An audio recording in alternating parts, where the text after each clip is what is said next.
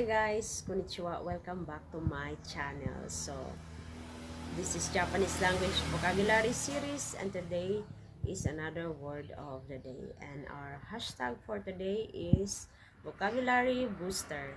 So, sa video ito ay pag-usapan natin kung ilan ang Japanese term na kaya nating buuin gamit ang salitang kata.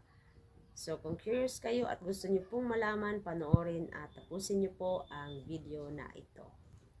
So, magsisimula tayo sa kata na ang ibig sabihin ay one-sided, leaf or sheet, and then we also have the right side. So, ngayon po ay aalimin natin kung ilan ang mga salita na pwede nating idugtong sa word na kata para makadagdag sa ating vocabulary.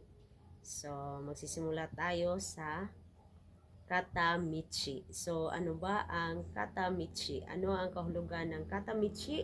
Ang katamichi ay one way. So, we have kata for one and then michi for way.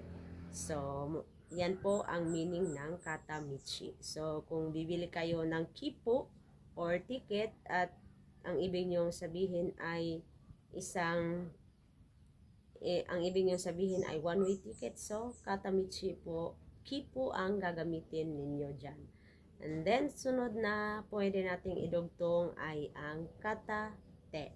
So, katate ay one hand or we can also combine katamimi, so one ear, and then katame, we have one eye. So, ilan na po ang nadugtungan natin gamit ang kata. So, katamichi, katate, katamimi, and katame. So, may iba pa po ba na pwede natin idugtong dito? Meron pa po. So, yan po ay ang katamen, kataho,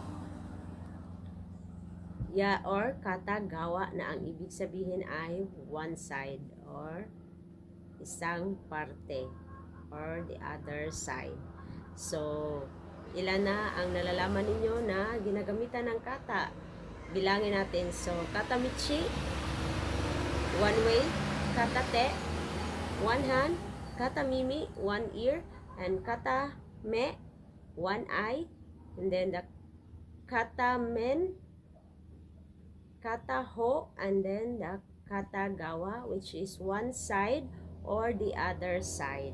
So, kung meron pa kayong alam na pwede nating idugtong sa kata, i-comment down nyo